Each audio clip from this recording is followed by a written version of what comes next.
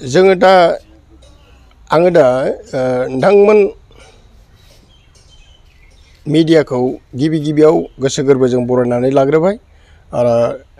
जोङो दान्दिसे सिगां फुंबिलियाव सान्तिपुर बिट अफिसनि जिनेखि फरेस्टनि दैदेनगिरि बिथांमोनहा जोंनि डिउसि बिटआव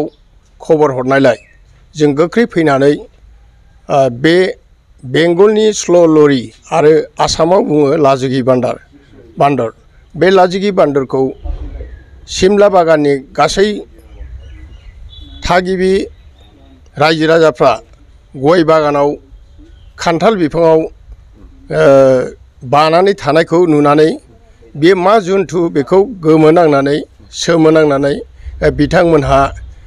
फरेस्ट बिभागा खाथियाव थानायलाय सान्तिपुर बिटनि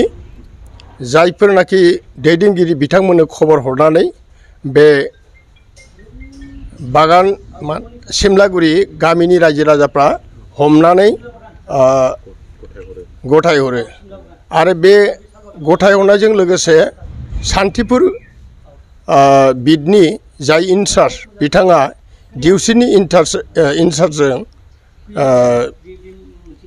जगाजग लानानै बेवहाय जोङो बे स्ल' लरिखौ जोङो बोरैबा गोदानै wild life international wild life Chirang जिल्ला आरो क'क्राझारा बे रिजार्भआव जों हगारहैनो बेबस्था खालामबाय दा मोजाङै जोथोनाव दङ बे जोथोन खालामनानै दोननायनि गेजेरजों जों फिथाइ सामथाइ जाहोनो सानदों नाथाय बियो लाजिनानै जाया दा बेखौ जों सानाव हगारनाय जानाय नङा हरावसो हगारगोन बियो सानाव मोखां नुजाथिया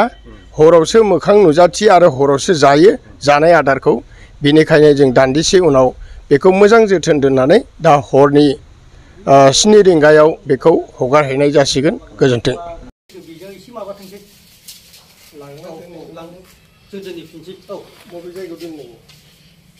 मोनायावसो नांगौ मोनायाव सानाव उन्दुयो।